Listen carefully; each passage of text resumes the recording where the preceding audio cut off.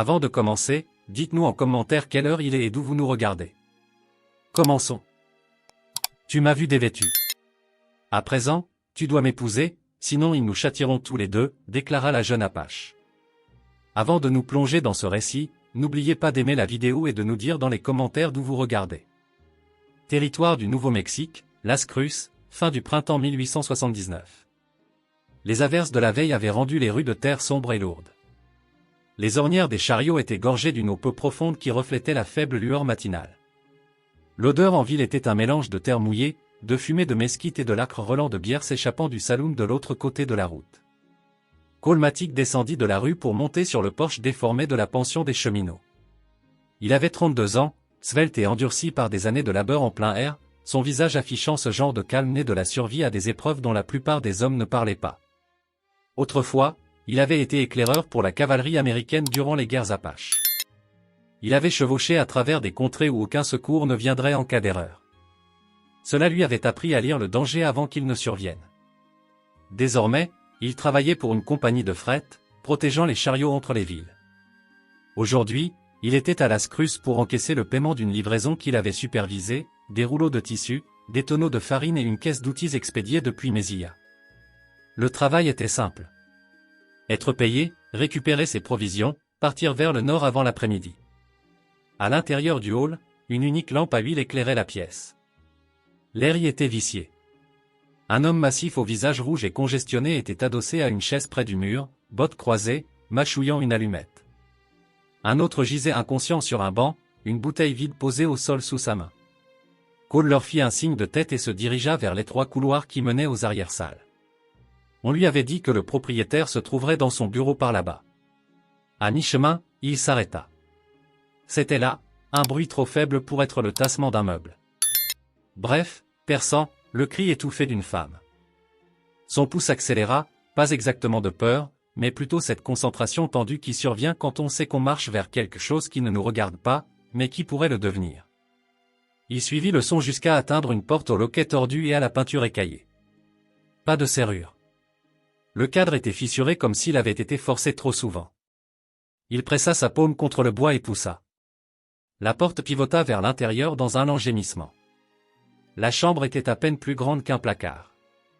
Un lit de camp étroit, une bassine en étain au sol, aucune fenêtre hormis une petite clouée au-dessus du lit.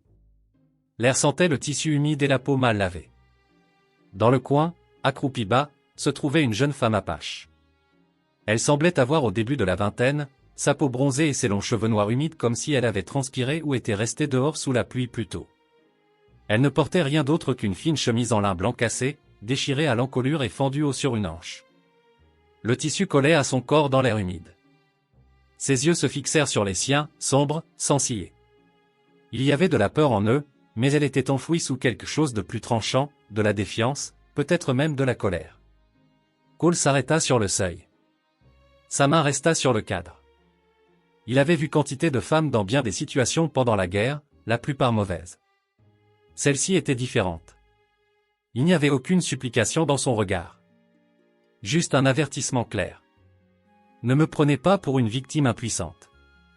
Tu m'as vu ainsi, cow-boy, dit-elle, sa voix basse et acérée, son anglais était accentué, chaque mot délibéré. Maintenant, tu dois m'épouser ou ils nous tueront tous les deux. Le front de Cole se plissa. Les mots n'avaient pas de sens immédiat, mais le ton, si. Il jeta un coup d'œil par-dessus son épaule dans le couloir vide. Qui arrive? Ils me gardent ici, dit-elle. Ils disent que je ne vaux plus rien à l'échange. Ils vont me vendre à ceux qui tuent vite. Sa voix ne tremblait pas, mais ses mains étaient crispées là où elles agrippaient l'ourlet de sa chemise. Avant qu'il ne puisse en demander plus, le couloir s'anima. Des bottes lourdes sur les planches, le crissement d'un éperon.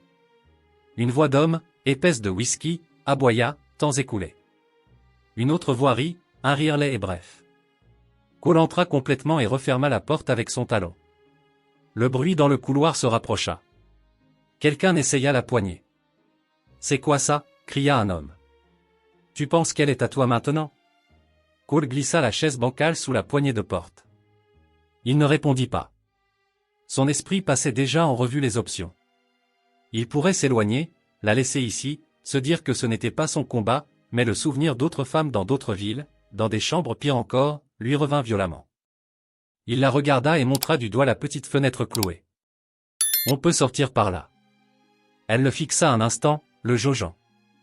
Des hommes lui avaient déjà donné des ordres. Ces ordres lui avaient coûté cher. Mais celui-ci n'était pas pareil, sa voix était égale. Ses yeux stables. Elle fit un bref signe de tête. Cole traversa la pièce, tira un couteau pliant de sa ceinture et le glissa sous le châssis de la fenêtre. La peinture craqua avec un claquement sec. Il poussa jusqu'à ce que le cadre bouge assez pour s'ouvrir. Il se débarrassa de son manteau de route et le lui tendit. Elle hésita, puis le prit, le glissant sur ses épaules. Le manteau engloutit sa petite silhouette, mais couvrit sa peau nue. Un poing frappa durement la porte. La chaise trembla. Dehors, dit Cole, la voix ferme mais basse. Il la saisit par la taille, prenant soin de ne pas poser les mains là où il ne le fallait pas, et déposa ses pieds dehors sur le sol humide. Ensuite, il la rejoignit, atterrissant dans l'étroite ruelle située derrière la pension. L'odeur de la poussière mouillée emplissait ses poumons. Il prit sa main, sans la serrer, juste assez pour la garder près de lui, et progressa rapidement dans l'allée, dépassant des tonneaux et la porte arrière du saloon. Derrière eux, des cris retentirent. Le bruit de bottes martelant le sol résonnait, signalant la poursuite. À l'extrémité de la cour de fret, son chariot attendait, une bâche en toile, un tonneau d'eau et un lit de camp dans un coin. Il la hissa à l'intérieur sans dire un mot, rabattit le PAN de toile et grimpa sur le siège du conducteur. Les rênes claquèrent sèchement. L'attelage s'ébranla, les sabots éclaboussant les flaques d'eau. Les clameurs s'estompèrent derrière eux, mais Cole ne se retourna pas. Il pouvait sentir le regard de la jeune femme sur lui à travers la toile. Il savait, alors que le chariot quittait la Scruce, que son travail ordinaire venait de se transformer en quelque chose de tout à fait différent, et qu'aucun retour en arrière n'était possible. Le chariot cahota sur une ornière en laissant les derniers bâtiments de la Scruce derrière lui. Les rues humides cédaient la place aux espaces ouverts. Des collines basses parsemées de mesquites s'étendaient alentour. Cole maintenait l'attelage à une allure régulière. Pas assez vite pour attirer l'attention, mais suffisamment pour que, si les hommes de la pension se lançaient à leur poursuite, ils soient obligés de forcer l'allure pour les rattraper. La pluie avait rafraîchi l'atmosphère, mais la chaleur regagnait déjà du terrain. Ses mains restaient fermes sur les rênes, ses yeux scrutant la route devant lui ainsi que les broussailles de chaque côté.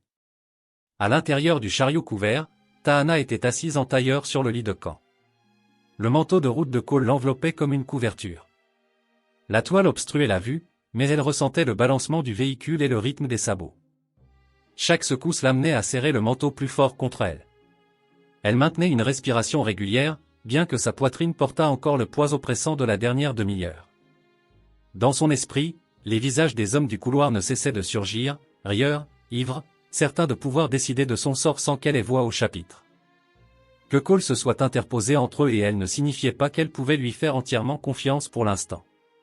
Cependant, il ne l'avait pas touchée, sauf pour l'aider à s'extraire par la fenêtre. Cela comptait pour quelque chose. Elle resserra le manteau autour d'elle et regarda vers l'avant. « Où m'emmènes-tu » demanda-t-elle.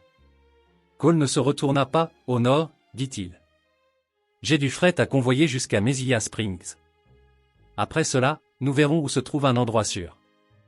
Que feras-tu quand nous y serons » Sa voix était monocorde, mais elle dissimulait quelque chose, comme si elle le testait. Peut-être gardait-il les yeux fixés devant lui. Cela dépend si ces hommes décident de nous suivre. As-tu quelqu'un qui viendra te chercher ? Non, répondit-elle après un long silence. Il ne reste plus personne. Son regard tomba sur le plancher. Cole s'en doutait. Il avait vu trop de raids ne laisser que des survivants éparpillés, chacun portant le même regard, un mélange de volonté farouche et de chagrin silencieux. La route plongeait vers un gué peu profond. Il ralentit l'attelage, les guidant vers le bas du talus, les roues grinçant alors qu'elles roulaient sur une étendue de sable humide. Il avait appris à utiliser des endroits comme celui-ci, des lieux où les pistes devenaient plus difficiles à déchiffrer. Si quelqu'un les suivait, il perdrait du temps à deviner par où le chariot était passé. Une fois de retour sur la terre ferme, il laissa les chevaux marcher pendant qu'il tirait une gourde de dessous le siège. Il jeta un coup d'œil en arrière, l'attendant à travers l'ouverture de la toile. Bois. Il y a encore du chemin avant que l'on s'arrête. Tahana hésita, puis tendit la main pour la saisir. L'eau était fraîche, avec un goût métallique dû à l'étain, mais elle apaisa sa gorge. Elle prit 2 gorgées lentes avant de la rendre. « Pourquoi m'as-tu aidé ?»« Je n'ai pas vu beaucoup d'autres choix, » répondit Cole.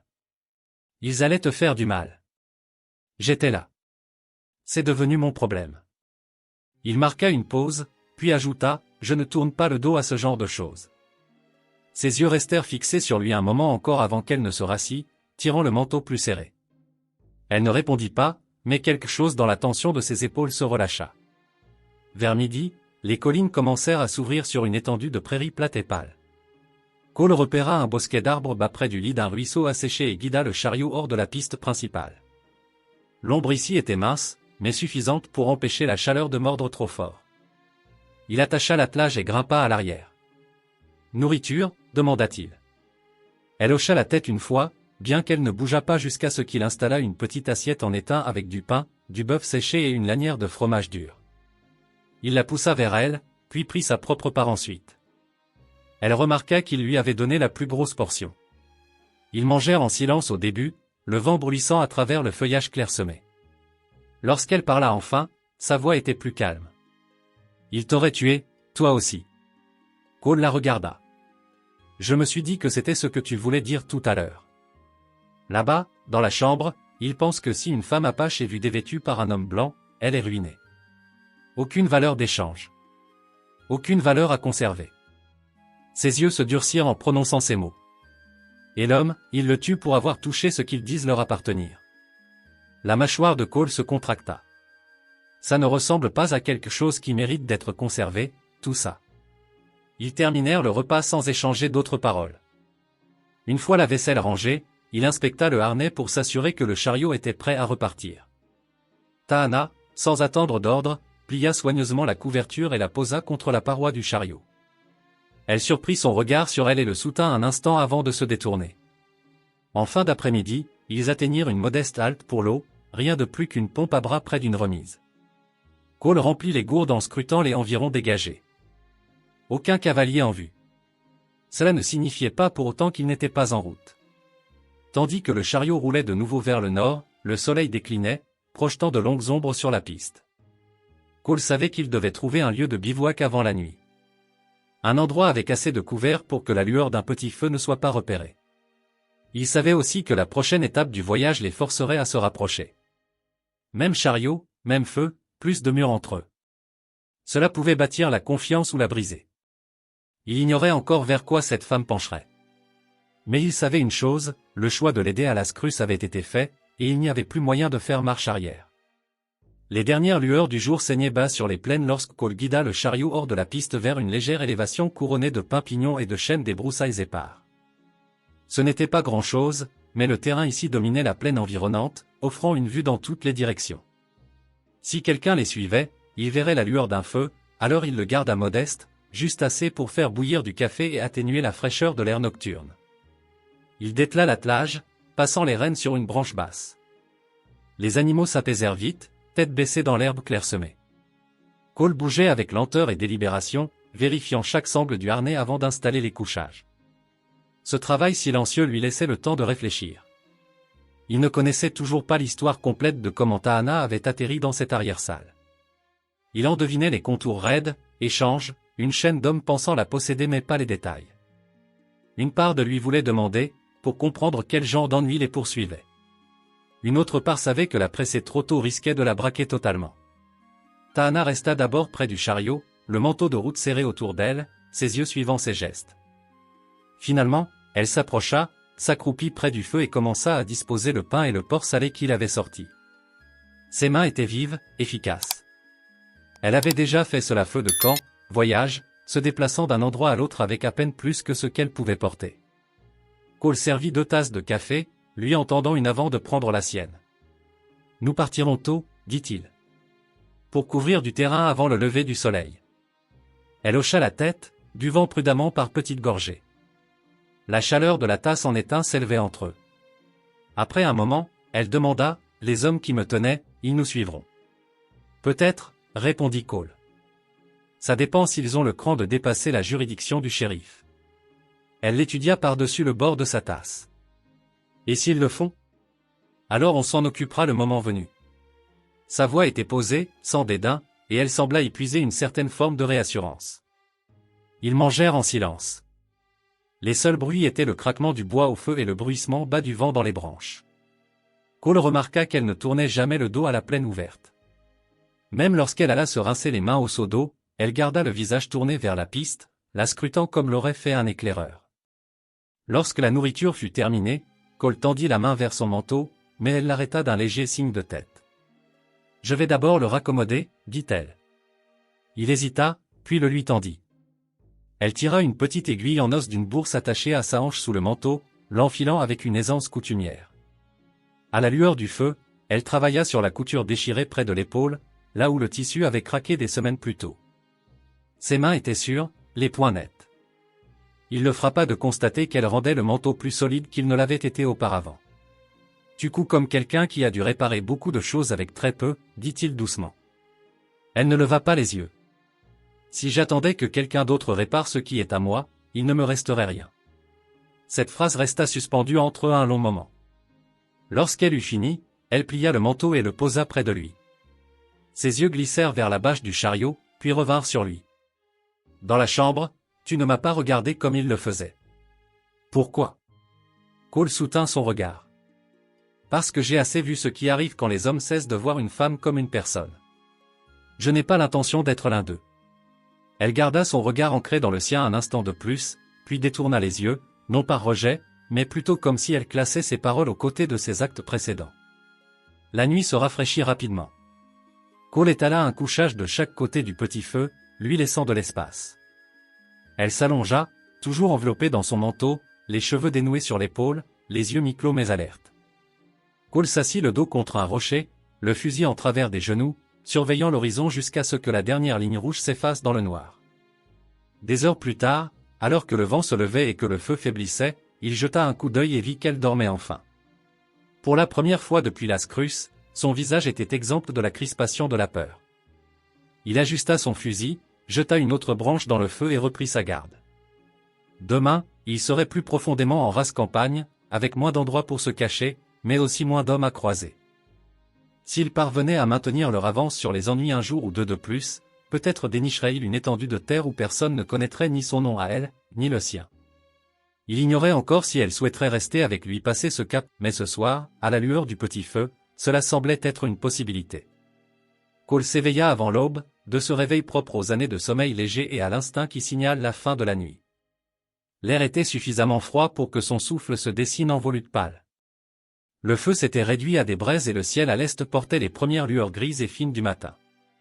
Il se leva doucement de son couchage, prenant soin de ne pas réveiller Tahana. Elle était toujours enveloppée dans son manteau, allongée sur le côté, une main près du visage, l'autre glissée sous elle. Ses cheveux avaient glissé sur sa joue durant la nuit. Elle paraissait plus jeune ainsi, dépourvue de la dureté qu'elle affichait lorsqu'elle était éveillée. Il savait qu'il ne fallait pas confondre repos et paix, le sommeil n'effaçait pas ce qu'elle avait traversé. Mais c'était la première fois depuis l'arrière-salle à la Scruce qu'elle semblait épargnée par l'attention. Cole se dirigea vers le petit seau d'eau, s'aspergea le visage et commença à rassembler l'équipement. Ils allaient chevaucher tôt, mettre plus de distance entre eux et quiconque serait encore à leur trousse. Alors qu'il s'affairait, il se surprit à repenser à la question qu'elle avait posée la nuit précédente, pourquoi il ne l'avait pas dévisagée comme ces hommes. Ce n'était pas la première fois qu'on lui demandait quelque chose de ce genre, mais c'était la première fois qu'il sentait que le poids de la réponse importait vraiment. Au moment où le soleil fissurait l'horizon, le chariot était prêt. Il fit bouillir de l'eau pour le café, l'odeur dérivant sur le campement. C'est cela, plus que tout le reste, qui l'attira du sommeil. Elle s'assit lentement, repoussant ses cheveux en arrière, et resserra le manteau autour d'elle. « Tu ne m'as pas réveillé, dit-elle, la voix rauque de sommeil. « Pas besoin, répondit Cole. J'avais la situation en main. Elle jeta un coup d'œil au matériel arrimé au fond du chariot. Tu as fait cela seul pendant longtemps. Assez longtemps, dit-il. Il n'ajouta pas que c'était plus facile seul, moins à perdre, moins de gens à protéger. Mais alors qu'elle s'approchait du feu et prenait la tasse en étain qu'il lui tendait, il se demanda s'il n'avait pas eu tort à ce sujet. Pendant qu'il buvait, il posa la question qu'il gardait en lui depuis la Scruce. Comment as-tu atterri dans cette chambre? Ses yeux restèrent fixés sur la tasse. Enlevé au mien il y a 2 ans. Échangé entre les camps. parfois vendus, parfois simplement donnés. Les derniers m'ont amené ici. Ils disaient que je valais quelque chose si je restais propre. Puis un homme a essayé de prendre ce qui ne lui appartenait pas. J'ai lutté. J'ai déchiré la chemise. Ils ont dit que j'étais gâché. Elle leva les yeux vers lui et il n'y avait aucun apitoiement dans sa voix, juste l'énoncé brut des faits. C'est là qu'ils m'ont enfermé dans la pièce, décidant quoi faire de moi. Cole hocha lentement la tête. Cela confirmait ce qu'il avait deviné, mais l'entendre rendait l'enjeu plus tranchant. Tu n'as personne qui te recherche. Personne n'est resté, dit-elle. Il n'insista pas davantage. Certaines histoires n'avaient pas besoin que chaque détail soit raconté pour qu'on en comprenne la vérité.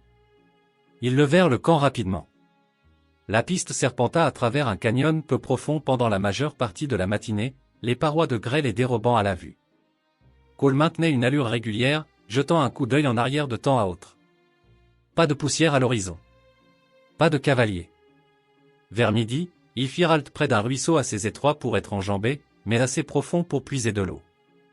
Tahana s'agenouilla sur la berge, lavant ses mains et son visage, puis entreprit de rincer la tunique qu'elle portait sous le manteau. Elle l'essora et l'étala sur un rocher pour sécher. Ses mouvements étaient précis, exercés. Cole remarqua qu'elle ne semblait plus gênée de faire cela devant lui désormais. Pas insouciante, mais ne se cachant plus comme avant. La confiance, peut-être, dans une modeste mesure. Il lui tendit sa chemise de travail bleue. Porte ça jusqu'à ce que ce soit sec. Elle l'enfila, les manches dépassant largement ses mains, l'ourlet frôlant ses genoux. Tu as d'autres chemises, demanda-t-elle. J'en ai 2, dit-il. Je me débrouillerai. Ils mangèrent près du ruisseau, du pain dur et de la viande séchée, avant de reprendre la route. La route devant eux grimpait vers une crête offrant un vaste panorama sur la vallée en contrebas. De là, Cole pouvait voir la ligne tenue d'un chemin de ranch coupant vers un groupe de peupliers au loin. Nous établirons le camp là-bas, dit-il. De l'eau, peut-être un abri. Le temps qu'ils l'atteignent, le soleil descendait bas. Les peupliers se dressaient autour d'un coup de lan du ruisseau, leur ombre profonde et fraîche. Une vieille cabane isolée se trouvait à proximité, patinée par le temps mais toujours debout. Cole vérifia la porte, les gonds gémissant, et trouva l'intérieur poussiéreux mais solide. Une couchette étroite, un poêle à bois, et assez d'espace pour eux deux. Il déposa son équipement à l'intérieur, puis retourna au chariot. Tahana se tenait au bord du ruisseau, observant la dernière lumière sur l'eau. Lorsqu'elle se tourna vers lui, il vit que quelque chose dans son visage s'était apaisé. « Cet endroit est calme, dit-elle. »« Pour l'instant, répondit Cole. Et le calme mérite d'être préservé. » Ce soir-là, le feu et le poêle repoussèrent la fraîcheur. Ils s'assirent à la petite table, mangeant dans ce genre de silence qui n'était plus pesant. Lorsqu'elle croisa son regard à travers le scintillement de la lampe à huile, il n'y avait aucun défi, juste un regard stable qui ressemblait au début de quelque chose qu'aucun d'eux n'avait encore formulé. Ce n'était pas encore la sécurité, pas tout à fait, mais c'était plus proche qu'hier. Et pour eux deux, cela suffisait pour aller de l'avant. L'aube à la cabane isolée se leva claire et fraîche. Un ciel bleu pâle annonçait la chaleur à venir plus tard dans la journée. Cole était dehors avant que le soleil ne franchisse totalement la crête, resserrant les sangles de l'attelage et vérifiant la graisse des essieux du chariot. Tahana émergea de l'embrasure de la porte quelques minutes plus tard, son manteau toujours sur les épaules, les cheveux tressés en arrière, dégageant son visage. Elle semblait plus reposée qu'il ne l'avait jamais vue jusqu'ici. À l'intérieur, le feu du poêle s'était éteint, mais l'air gardait encore la faible odeur du pain et du café de la veille. Cole posa une nouvelle cafetière sur les braises pendant qu'elle sortait se laver au ruisseau. Il l'observa un instant, sans insister, notant juste comment elle gardait toujours les yeux en mouvement, scrutant la lisière des arbres sur la pente au-dessus de l'eau. Ce n'était pas le comportement de quelqu'un de craintif, c'était une habitude, née des années passées à ne jamais se sentir en sécurité. Ils mangèrent rapidement du pain, de la viande séchée, du café puis décidèrent de rester sur place assez longtemps pour raccommoder un peu d'équipement. La couverture de celle de Cole avait besoin d'une pièce, et la tunique de Tahana, pas encore sèche, avait plus d'une déchirure qui empirerait si on la laissait telle qu'elle. Elle s'attela aux réparations sans qu'on le lui dise, cousant tandis que Cole affûtait son couteau sur une pierre humide. En milieu de matinée, le calme fut rompu. Cela commença par une faible vibration dans l'air des sabots au loin. La tête de Cole se releva instantanément, les yeux se plissant vers la pente à l'est. Tahana remarqua son changement de posture et posa l'aiguille sans un mot. Reste à l'intérieur, dit Cole, se dirigeant déjà vers le chariot. Il prit le fusil de son râtelier et l'appuya contre le mur, puis décrocha le revolver de sa ceinture et vérifia le barillet. Il n'avait pas l'intention de s'en servir sauf nécessité, mais il n'allait pas être pris au dépourvu. Les cavaliers apparurent une minute plus tard. 3 hommes, avançant chacun à une allure régulière, sans hâte mais sans errer non plus. Leurs vêtements étaient usés par la piste, mais la façon dont ils scrutaient le sol indiquait à Cole qu'ils n'étaient pas des voyageurs ordinaires. Il reconnut l'un des visages de Lascrus comme étant l'homme qui avait ri derrière la porte de l'arrière-salle. Ils s'arrêtèrent à environ 50 yards de la cabane. Le chef maintint son cheval en place tandis que les 2 autres s'écartaient légèrement, essayant de jauger les lieux. Cole se montra sur le porche, fusil en main, sa posture détendue mais prête. « Bonjour », lança le chef, d'un ton huileux comme quelqu'un essayant de jouer la politesse après avoir déjà pris sa décision. Cole ne répondit pas, « l'homme sourit. « Nous cherchons une fille. Une apache. Petite. Elle portait peut-être une tunique la dernière fois qu'on l'a vue. Vous avez vu quelqu'un comme ça ?» Cole garda une voix égale. « Personne ici dont vous ayez besoin de vous soucier. » Les yeux de l'homme glissèrent vers la cabane. « Parce qu'on dit qu'elle a quitté la ville très soudainement. Ce serait dommage qu'elle ait des ennuis par ici. » Cole ne bougea pas, « Vous êtes les ennuis sur lesquels vous chevauchez. C'est le seul avertissement que vous aurez. » Un silence pesant s'étira. Le sourire de l'homme se crispa, mais il n'insista pas pour avancer. Au lieu de cela, il cracha dans la poussière, fit un signe du menton aux autres et tourna son cheval. « On se reverra, l'homme de fret. » Cole observa jusqu'à ce qu'il disparaisse derrière la crête. Il ne se détendit pas. Il reviendrait, et la prochaine fois, il ne viendrait pas juste à 3. À l'intérieur, Tahana se tenait près de la fenêtre, les yeux fixés là où les cavaliers étaient partis. « Ils ne s'arrêteront pas, dit-elle doucement. »« Non, » convint Cole. « Mais moi non plus. » Elle l'étudia comme pour mesurer jusqu'où elle pouvait se fier à cette promesse. « Tu pourrais me laisser, dit-elle. Continuer ta route. Les laisser me prendre. » Cole secoua la tête. « Ça n'arrivera pas. » Pendant un long moment, elle ne répondit pas. Puis elle retourna à la table, reprit sa couture et recommença à piquer. Des mouvements petits, précis, chacun plus vif qu'avant. Le soir venu, Cole avait pris une décision. « Nous bougeons aux premières lueurs, dit-il. On trouvera un endroit où ils devront réfléchir à 2 fois avant de nous suivre. » Tahana ne demanda pas où. Elle hocha simplement la tête. Pour la première fois, elle semblait accepter que, peu importe où ils se dirigeaient ensuite, ils y allaient ensemble. Dehors, le vent tourna, charriant la faible odeur de poussière venue de l'est. Cole savait que cela signifiait des cavaliers en mouvement quelque part hors de vue. Cela ne fit que durcir sa résolution. S'il voulait la prendre, il devrait passer par lui. Et cela n'arriverait pas tant qu'il respirerait encore. La première lueur du jour n'avait pas encore atteint la cime des peupliers lorsque Cole finit de sceller l'attelage. L'air était assez froid pour que ses doigts piquent sur les lanières de cuir. Il bougeait vite mais sans bruit, chaque geste délibéré. Si les hommes d'hier avaient campé à proximité, il ne voulait pas leur donner le temps de combler l'écart. Tahana sortit de la cabane alors qu'il vérifiait les traits du chariot. Elle avait tressé ses cheveux serrés, les pointes pendant sur sa chemise bleue, qu'elle portait toujours sous le manteau de route. Sa tunique, désormais raccommodée, était pliée soigneusement et glissée dans le baluchon qu'elle portait. Elle le regarda une fois, puis scanna les arbres de la même manière que lui, la tête tournant en arc-lent, les yeux perçant à travers l'ombre. « Tu as dormi ?» demanda Cole. « Un peu » répondit-elle. « Assez. » Ils grimpèrent sur le banc du chariot et Cole fit claquer légèrement les rênes. L'attelage les ramena sur l'étroite piste vers le nord. Le ruisseau longea leur route sur un mille avant de virer vers l'ouest, et après cela, le paysage s'ouvrit sur des herbes ondoyantes coupées par des lits de rivières asséchées. Cole maintenait les chevaux à un trot régulier. Il ne parla pas durant la première heure. Ses yeux restaient rivés sur la piste devant eux, mais ses pensées tournaient en boucle autour du même point. Impossible de savoir jusqu'où ces hommes étaient prêts à les pourchasser, et aucune garantie que la loi de la prochaine ville accepterait d'intervenir s'ils parvenaient jusque-là.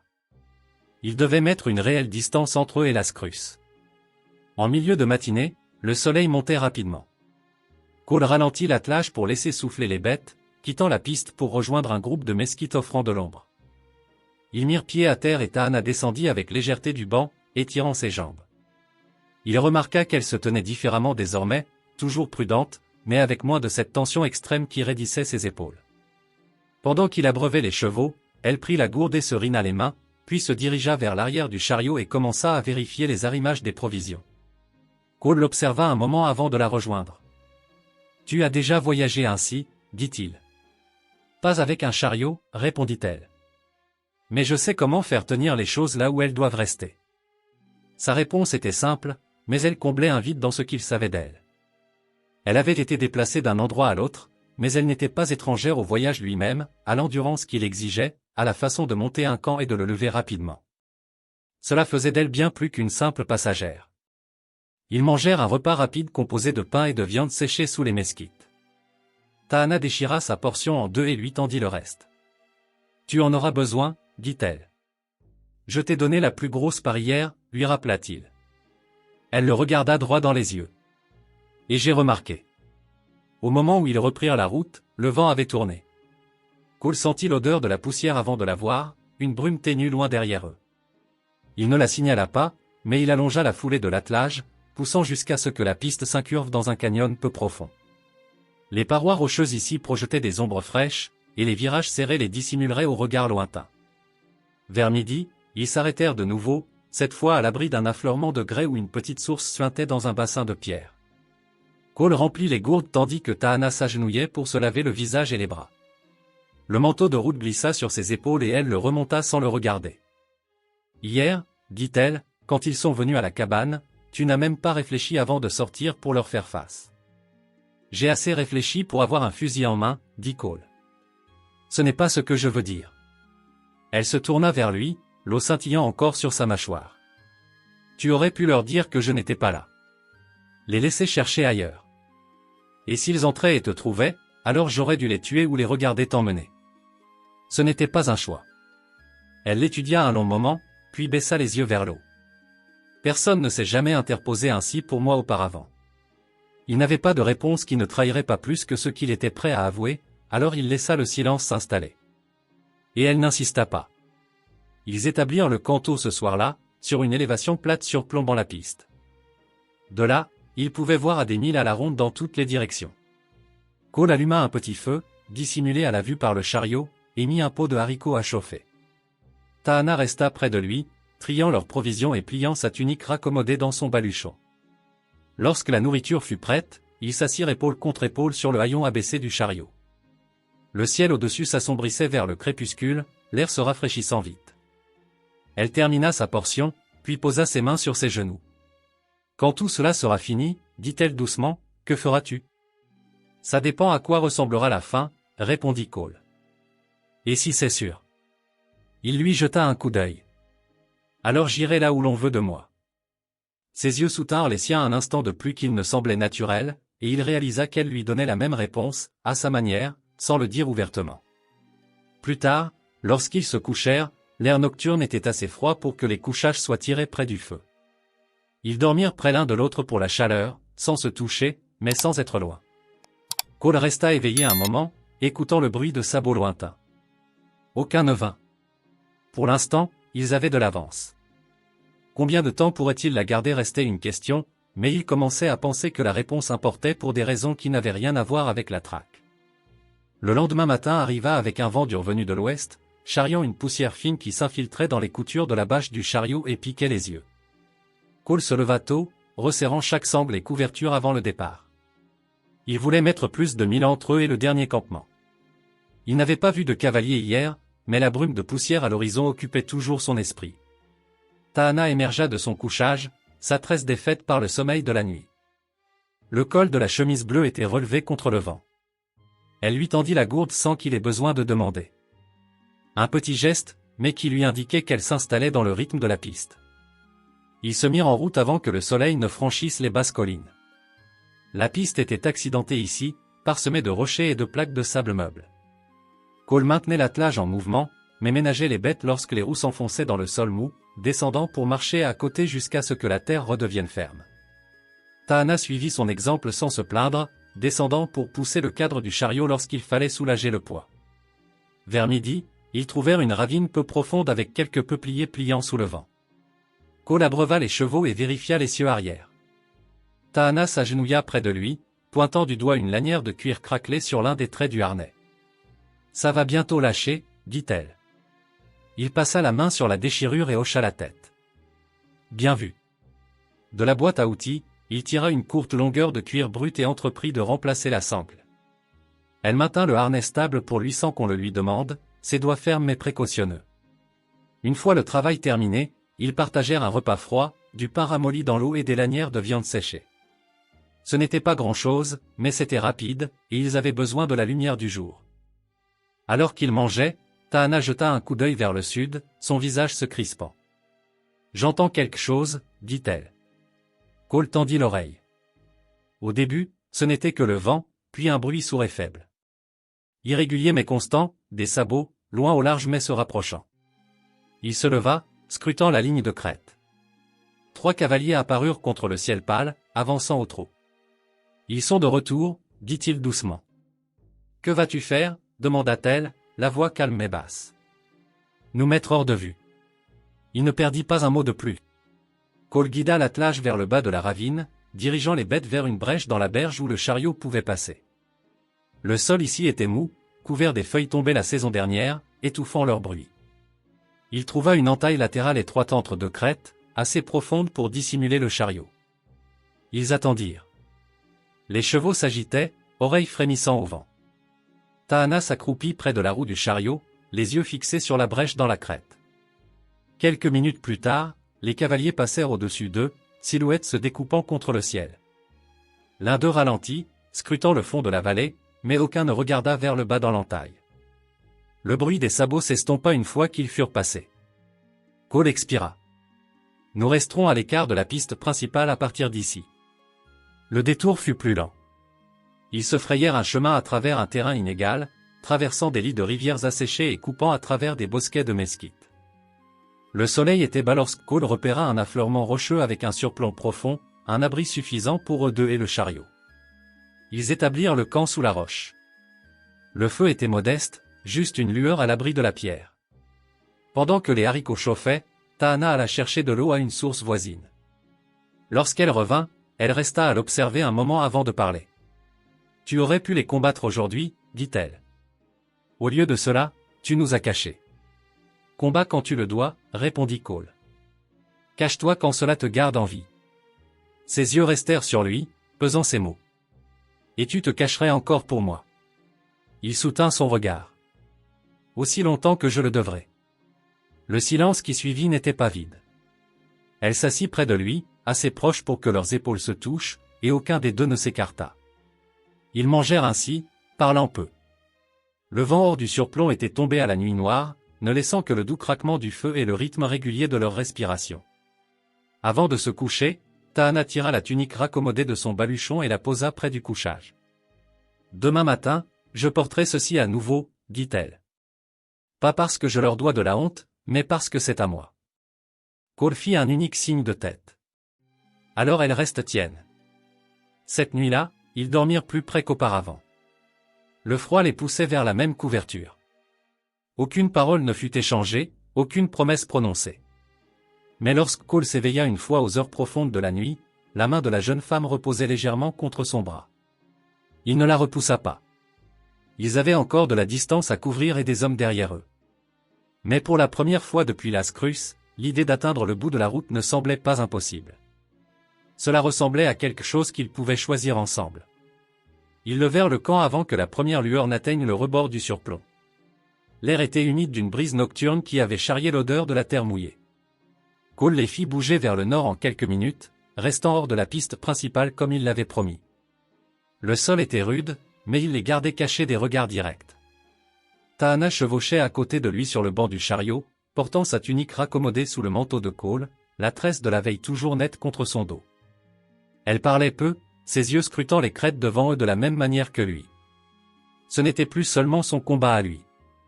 Elle en faisait partie, lisant le terrain pour y déceler les menaces tout comme il le faisait.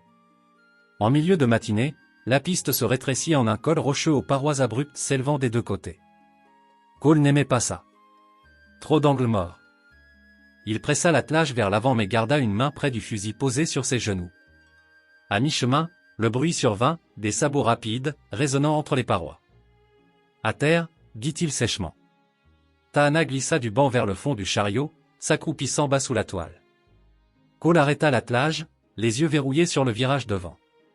Quelques instants plus tard, 3 cavaliers surgirent en pleine vue. Les mêmes hommes qu'auparavant. Leurs montures soulevaient des nuages de poussière et faisaient jaillir des étincelles en heurtant la pierre. Le chef tira sur les rênes pour s'arrêter à environ 20 yards, un revolver reposant négligemment dans sa main. « Je vous avais dit qu'on se reverrait, l'homme de fret. » Ses yeux glissèrent vers l'arrière du chariot. « Elle vient avec nous. » Cole ne bougea pas du banc. « C'est ma femme, déclara-t-il d'un ton égal. L'homme eut un sourire narquois. « Un bout de papier ne m'arrêtera pas, peut-être pas, répliqua Cole. Mais ceci le fera. » Sa main bougea juste assez pour que le canon du fusil se dégage de son genou. Les 2 autres cavaliers s'écartèrent légèrement, tentant de le prendre en tenaille dans cet espace exigu. La voix de Tahana s'éleva de sous la bâche, basse mais ferme. « Si tu tires, ils te tueront avant que tu puisses recharger. »« Je sais, » dit Cole sans se retourner. Il braqua le canon du fusil vers le torse du chef, le doigt pesant contre la détente. Pendant un instant, personne ne bougea. Le vent s'engouffrant dans le col était le seul bruit perceptible. Puis le sourire du chef s'amenuisa. « Ça vaut pas le coup de crever pour ça aujourd'hui, hein » marmonna-t-il. Il fit un signe du menton, et tous 3 firent pivoter leurs chevaux, repartant au galop par où ils étaient venus. Cole attendit que le bruit s'estompe avant d'abaisser son arme. « Reste baissé jusqu'à ce que je te le dise. » Lorsqu'elle remonta sur le banc, les yeux de Tahana étaient perçants. « Tu n'étais pas obligé de lui dire que j'étais ta femme. »« Si, » répondit Cole. C'est la seule chose qui l'a fait hésiter. Elle l'étudia un moment, puis hocha lentement la tête. « Si tu dois le proclamer pour assurer ma sécurité, autant que ce soit vrai. » Le reste de la journée s'écoula dans un silence tendu. Ils restèrent à l'écart de la route ouverte, ne s'arrêtant qu'une fois pour l'eau. Cole savait que les hommes n'étaient pas partis pour de bon. Ils allaient se regrouper et réessayer. Mais chaque échec les rendrait probablement plus téméraires. Cela pouvait être tourné à son avantage. En fin d'après-midi, ils trouvèrent un creux abrité près d'un bosquet de saules. Le ruisseau y coulait clair et froid, et le sol était moelleux d'herbe. C'était l'endroit le plus sûr qu'ils aient eu depuis des jours. Cole détela l'attelage pendant que Tahana allumait un petit feu. Tandis que les haricots chauffaient, elle s'assit face à lui, la lueur des flammes peignant son visage d'ombre et d'or mouvant. « Tu as risqué ta vie 2 fois pour moi maintenant, » dit-elle. Il la regarda fixement. « Je continuerai à le faire jusqu'à ce qu'il n'y en ait plus besoin. » Son regard ne faiblit pas, alors je choisis de rester. Pas parce que je le dois, mais parce que je le veux. Les mots s'installèrent entre eux comme la pièce finale d'un puzzle tombant en place. Cole ne parla pas pendant un long moment. Puis il tendit la main à travers le petit espace et prit la sienne, son pouce effleurant le dos de sa main. Elle ne se retira pas. Cette nuit-là, ils dormirent proches sous une seule couverture pour la chaleur. Pas parce que le froid les y obligeait, mais parce qu'aucun des 2 ne voulait plus de cette distance.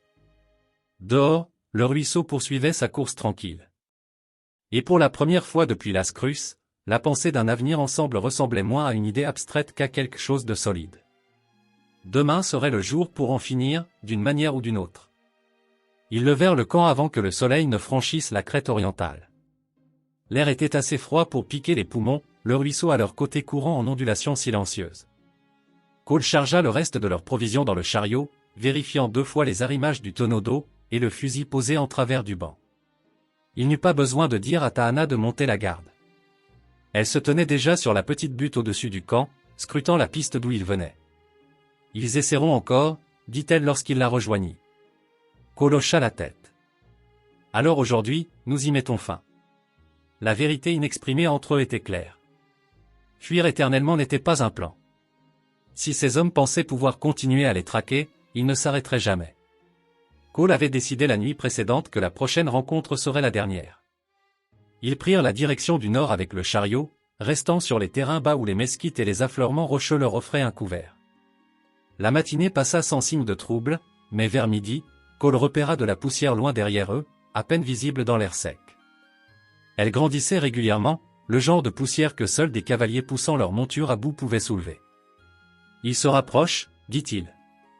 Au lieu de fuir droit devant, Cole dirigea l'attelage vers un canyon en cul-de-sac étroit qu'il avait repéré des jours plus tôt. C'était un endroit avec une seule entrée et un sol assez large pour que le chariot puisse tourner. Il s'y engagea, positionnant le chariot en angle de manière à bloquer la majeure partie de l'ouverture. Les parois rocheuses de chaque côté forceraient les cavaliers à venir vers lui de front. Il attacha l'attelage, chargea le fusil et vérifia son revolver. Taana se tenait près de lui, tenant les munitions de rechange. « Si tu tombes » commença T.L. « Je ne tomberai pas, dit-il en croisant son regard. Mais si je tombe, tu prends l'attelage et tu files vers la crête. Ne te retourne pas, elle secoua la tête une fois, durement. Je ne te laisse pas. Le tonnerre des sabots roula dans l'embouchure du canyon. 3 cavaliers apparurent. Le chef en tête, le même homme qui avait ri devant la porte de la pension. Il tira sur les rênes juste hors de portée de tir, son sourire narquois acéré. « Tu m'as coûté du temps et de l'argent, l'homme de fret, cria-t-il. Donne-la-nous et je te laisserai partir. » Cole ne répondit pas. Le fusil vint se caler à son épaule, stable comme le roc. Le sourire du chef vacilla. « Tu me tirerais dessus pour une fille apache ? » « C'est ma femme, dit Cole. C'est tout ce que tu as besoin de savoir. » Le visage de l'homme se crispa et il éprona sa monture vers l'avant. Cole fit feu une unique fois. La balle percuta le sol à un pied devant les sabots du cheval, forçant l'animal à se cabrer brusquement. Les 2 autres cavaliers tentèrent de se déployer, mais l'espace exigu les contraignit à ralentir. Cole tira de nouveau, éraflant cette fois le bras de l'homme le plus proche. Le claquement sec du fusil résonna en écho contre les parois rocheuses. La voix de Taana, calme, s'éleva derrière lui, le prochain, vise plus haut. Le chef lut dans le regard de Cole la certitude absolue qu'il ne restait plus de tir de sommation. Il jura, tira violemment sur ses rênes et fit volte-face. Les 2 autres suivirent, leur retraite bruyante et précipitée, le bruit des sabots s'estompant dans le lointain jusqu'à ce qu'il ne reste plus que le silence du canyon. Cole abaissa le fusil, expirant lentement. Taana s'avança près de lui, sa main se posant brièvement sur son bras. « C'est fini, dit-elle. »« Ouais, » répondit Cole, bien que ses yeux restassent fixés sur l'embouchure du canyon un moment encore avant d'en être sûr. Ils dégagèrent le chariot de l'entrée et mirent cap au nord à nouveau. La lumière de l'après-midi changeait les parois rocheuses en or. À la tombée de la nuit, ils atteignirent une vaste vallée parsemée de peupliers, avec un ruisseau traversant les herbes hautes. Cole arrêta l'attelage et contempla le paysage. « Cela pourrait être notre foyer, dit-il. » Taana descendit du chariot, marchant vers le ruisseau. Elle resta là un instant, puis se retourna vers lui. « C'est le premier endroit où je n'ai pas l'impression d'être juste de passage. » Cette nuit-là, ils montèrent le camp sans la tension qui avait marqué les jours précédents. Le feu brûlait plus fort, accompagné par le bruit proche du cours d'eau. Après avoir mangé, Cole plongea la main dans le petit coffre sous le banc et en sortit une lanière de cuir. La tordant pour former une boucle, il la lui tendit. « Ce n'est pas de l'argent, dit-il. Mais ça ira jusqu'à ce que je puisse t'en faire forger une. » Elle la prit, la glissant à son doigt. « C'est suffisant. » Lorsqu'ils s'allongèrent, ce n'était plus par souci de chaleur ou de sécurité. C'était parce qu'aucun d'eux ne voulait laisser d'espace entre eux. Sa tête reposait contre son torse, son bras autour d'elle, et pour la première fois depuis la Scruce, il n'y avait nul besoin de planifier l'évasion du lendemain. Au matin, ils décidèrent de rester dans la vallée. Cole bâtirait une petite cabane près du ruisseau, Taana planterait un jardin. Ils feraient de cet endroit le leur, non par obligation, mais par choix. Et quand le vent porta le bruit de cavaliers lointains, des semaines plus tard, cela n'avait plus d'importance. Ces hommes avaient déjà perdu.